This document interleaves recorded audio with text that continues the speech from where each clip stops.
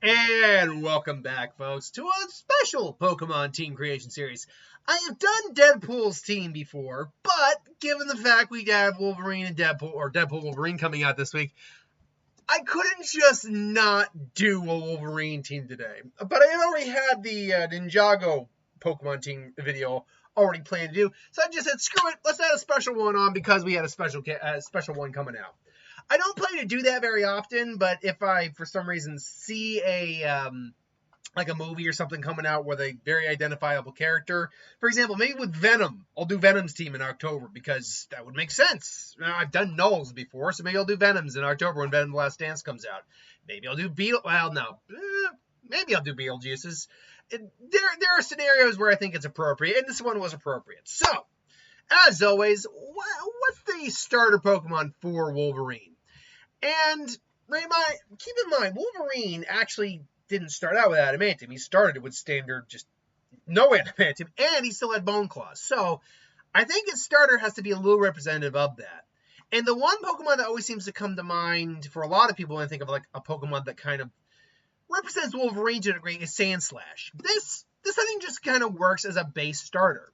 A Pokemon that is not a Steel type, therefore can't represent the Adamantium. But is still a Pokemon that literally slashes, stabs. It's a physical type ground Pokemon. And Sandslash's, I had to look up the stats, aren't overly weak. They're in like, I think they're like stats are like 440. If I remember that correctly, I'll double check that right now, actually. I believe Sandslash's generally have a stat pool of around like a base stat pool. Of around 440, and they have extremely high defense and physical attack. Let's see, yeah. Sandslashes are, their attack and defense, their defense is even higher. 110, their attack is 100. Their weakest stat is actually simply their special attack. That's really their weakest stat. I mean, their special defense isn't great at 55, but that would work towards Wolverine, seeing as, things like psychic type moves or psychics would pretty much be problematic for him, as he has no he's got psychic resistance, yes, but only to a certain degree. Yeah, 450 for their stat total, so really not a bad stat pool at all. And even at 65, that's far from slow. It's just not overly fast. So yeah, you got give him a little bit of a leeway on that. And then HP 75 overall, so like not bad at all. To be certain. But then I knew immediately you had to have something. You had to have a Pokemon that is representative of like the true Wolverine with the Adamantium and everything. That proved to be a little trickier because Wolverine has a very, very specific type of design with those 3 claws. However, we do have a mon that kind of works. Berserker. Now, if you look at Berserker's design, it's a steel type, straight steel type, first and foremost. So there's that. Its name is also based on the word Berserker, which Wolverine is known for his Berserker Rage. But beyond that, if you look at those 3, if you look at the blade on his hand, which is technically taking the form of a sword, it's 3 claws together. It's actually 3 claws coming together, taking the form of a sword. So in essence, those are Wolverine's claws he has. They're not adamantium, obviously, but they're just taking the form of a bladed sword when he pushes them together. In theory, he should be able to just keep them separate. So I liked that as your adamantium Wolverine, if you will. Beyond that, though, now things got a little bit more tricky. One mon that seems to show up a bit more often than maybe it should, but I like it, is Zangoose. A, I've always just liked Zangoose. B, Zangooses are also surprisingly strong with a base stat total of 458, making it above average. But beyond that, they are fierce fighters, and they have an ingrained biological rivalry with another Pokemon in Survivor. I felt that was really good to have to represent Wolverine's built-in biological rivalry, built-in rivalry, his long outstanding rivalry with Sabretooth. So I felt that worked out pretty well. So you get a Pokemon that, again, fights physically with its claws, can learn things like Crush, Claw, Slash, all that, and has a natural opposing rival that basically fights on sight. I felt that worked. But with a name like Wolverine, you would be remiss in saying, well, why not have a Wolverine Pokemon on the team? That is a mon we have not had made yet. There is no Wolverine-based Pokemon at this time. I'm sure when we get like another American region, particularly like something maybe like up north, like a Canadian or like Alaska or whatever based region like that, northern region where Wolverines actually are more prevalent, I'm sure then we might get something like that. In Hoops and Hip Hop's Cardinal series, the pseudo was based off a Wolverine. It was a grass fire type. But we don't have a Wolverine Pokemon. But we do have a relatively close comparison. Typhlosion. Typhlosion technically is based more off of like a Mustelid, like a Weasel, like a Punny Badger or something like that. But those are the same family as a Wolverine. Add on to the fact that later on in his run, Wolverine did gain the ability to superheat his claws through his rage. So that actually works well by adding the fire type on there. Then we had to have a Pokemon that certainly represented his rage. And what better way than a Pokemon too angry to die? Annihilate. So angry that it died, came back, and is still angry. I think that is like the perfect representation for Wolverine's rage there. Because there's plenty of Pokemon that exhibit rage, but there's very few Pokemon where that is literally a part of their like personality. Like Scyther and Electivire certainly had rage and all that, but they were like they were very we only see that in the anime. They're not necessarily all that angry in lore, whereas Annihilate is. And there certainly are other Mon out there, and it's a Pokemon that can learn the move Rage as well, where you get stronger the more damage you take. Granted, it hasn't been able to learn that since Gen 7, but because Primeape and Mankey can't learn Rage anymore. At least not right now they can. Maybe they'll wreck on that in the next gen. But yeah, in fact, no Mon can learn Rage. Rage is kind of an abandoned move. Still, I think it works. But by all means, if you can think of another Mon that is known to be angry or known to have like rage outbursts, let me know. Like, for example, Hydreigon has been known for that, but I wouldn't have used Hydreigon. Definitely not. So let me know if you can think of a different Mon for that. Last but not least, though, the last one was a little difficult, but I ultimately went with Cyclizar. Now, why Cyclizar? Well, one and foremost, it's a motorcycle. It's a bike. Wolverine is known for loving his motorcycles. But then I realized that choosing him, like, this also represents the other aspect of Wolverine that, if you notice, isn't prevalent here. His regenerative healing factor. Because there is no Mon that just literally keeps regaining health no matter what as its ability. It has to do like Regenerator, for example. You have to switch out to do that. Leftovers can pretty much act like that, but you have to put an item then on the Pokemon for that to work. Zangoose can have immunity, but it doesn't actually heal itself. And in fact, except for like say Drain Punch, which you could put on Annihilate, none of these Mon really have a healing based move. However, Cyclizar does. Cyclizar has a move, Shed Tail, which allows it to shed its tail and basically swap out and basically do a substitute. Now, you might think, well, that doesn't quite work. True. However, it also has two specific moves or two specific abilities that work in its favor for this as well. There's Cyclizar. There you are, Cyclizar. It has two specific abilities. It's also extremely fast. Two specific abilities that work in its favor as well. Shed Skin, which every turn, it has a 1 in 3 chance of healing from a status condition, burn, paralysis, sleep, poison, or freeze. Or its hidden ability, which would probably be the more likely ability to be put on here, Regenerator, that when it switches out of battles, up to a third of its maximum hit points are restored. And then when you factor in Shed Tail, the user creates a substitute of itself using its own HP for switching places with a party Pokemon. In essence, it has a built-in Wolverine healing factor. It also can learn to move U-turn, which also helps. But in essence, it also has that. So that works out very well here. So that brings us to the last question. As always, how balanced is this team? Unlike the last video, this is not anywhere near as balanced. Now, again, to bury the lead, more or less, You can definitely become the champion of Kanto with this team. That being said, because Brock you can handle no problem. Honestly, your biggest problems immediately come in with Blaine, who this team should know actually doesn't have any real strong weaknesses. Its biggest weakness is fighting, as Steel normal and normal Steel and the two normal types are weak to fighting.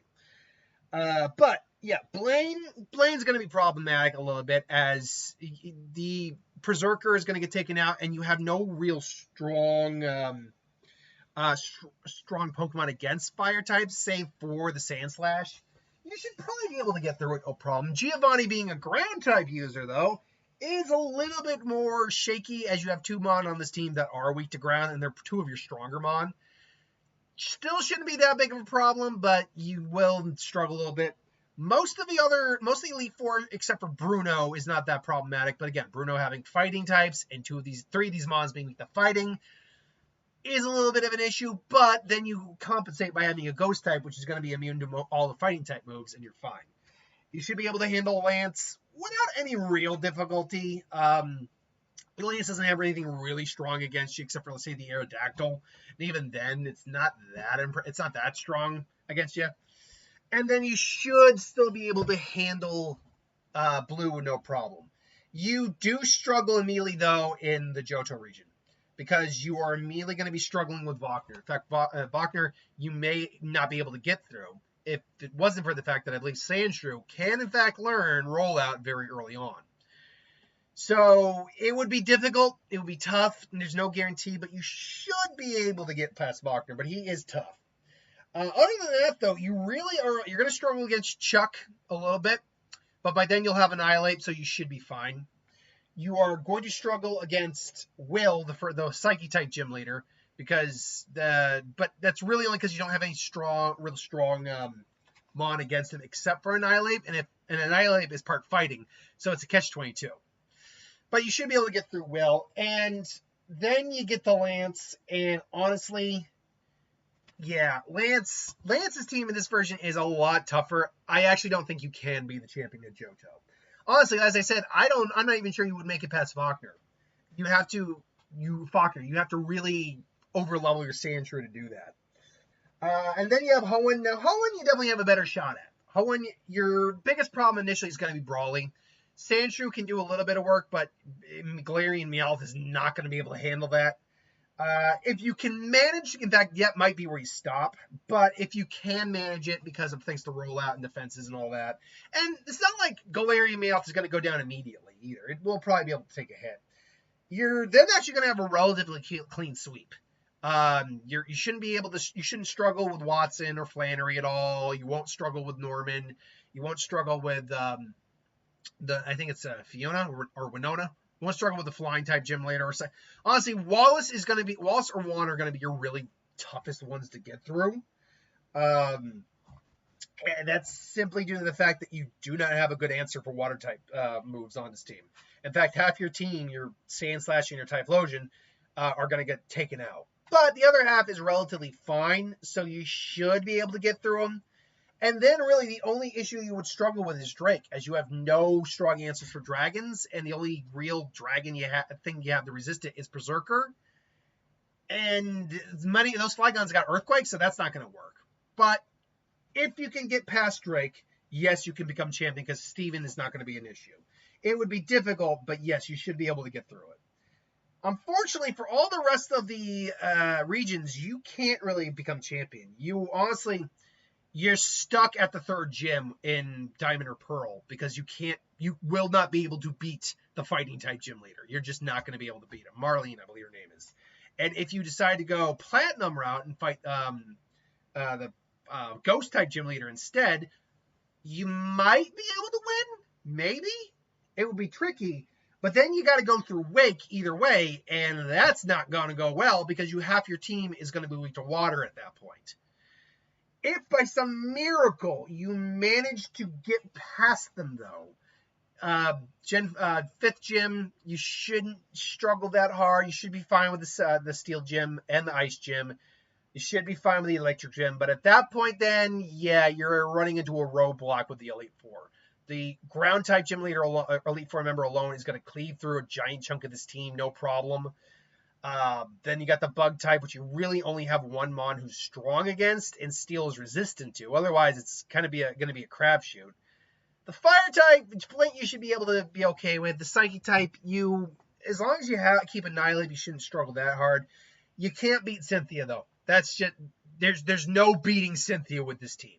Spiritomb alone has no weaknesses against this team, and it actually is strong against a giant chunk of this team.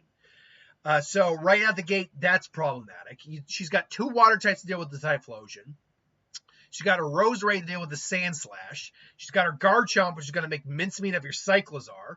And let's not forget Lucario, which can also make mincemeat of half that team as well. So unfortunately, you can't beat Cynthia. I also don't see you beating, honestly, most of Unova. Now, Unova, honestly, you can get through all the gym leaders, I think, without too much difficulty. I actually do believe that. However, when it comes to the Elite Four, you're not getting past Marlin if you're doing a black and white 2.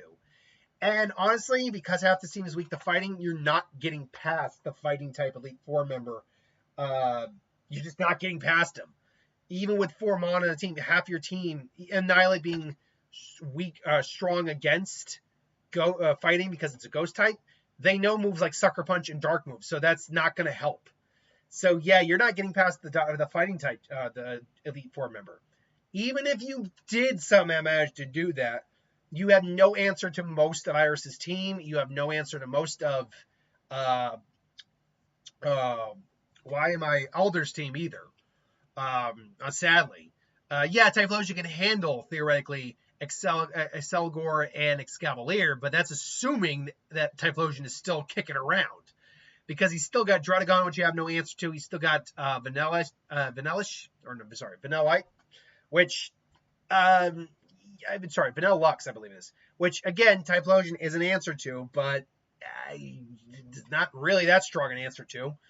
By that point, he's got Buffalon, which with the Head Crush alone could take down the Typhlosion. If the Typhlosion, let me put it this way, because Typhlosion can handle about 3 of the team members, if that thing goes down, you don't have a chance. Because at that point, because if all 3 go down and then Typhlosion goes down, you're still dealing with Buffalont, you're still dealing with Druddigon, and you're still dealing with Volcarona. None of which you have a good answer for on this team. You have no good answer for Druddigon. You don't have any good answer for... The only answer you really have for Buffalont is Annihilate. And you have no answer on this team for Volcarona. Like, you got no answer for it. Unless you have some rock-type moves hiding around somewhere, which you don't. Unless you got some flying-type moves, which you don't. Unless you got some water-type moves, which you don't. The only one who can kind of do anything is Sand Slash, and even then, Sand Slash might be gone at this point. So that's not going to work, and that's the no-go. In Kalos, you run into another brick wall, because the 3rd gym leader is a fighting-type gym leader. And... yeah, honestly, you won't have fully evolved. You'll have a fully evolved Sand Slash. You won't have a fully evolved Berserker, I don't believe. And even if you did, you're still dealing with a fighting type gym leader. And a relatively strong one, too. If you could get past her, though, you still can't get past Diantha. Her types alone are that Hawlucha alone is going to outspeed everything on this team, except for Cyclizar. And even then, Flying Press... that's going to take out Sand Slash. That's going to take out probably Berserker or bring it down to the low. That could even take out freaking Annihilate.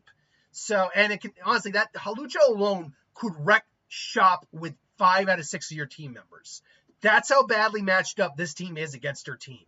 That's not even bringing into the equation Goodra, Tyrantrum, Amoras, honestly, Gourgeist is never an issue, or her mega freaking Gardevoir. And you're not going to be able to beat Galar, because right out the gate, you can't beat Milo. You can't beat Milo, because he literally is a grass-type user. Even if you scaled Sandshrew as high as you could, the fact is you cannot beat Milo. Even if you got past Milo, you're not beating Nessa, because he's got 3 Pokemon tier 2, and one of them is weak specifically to that type.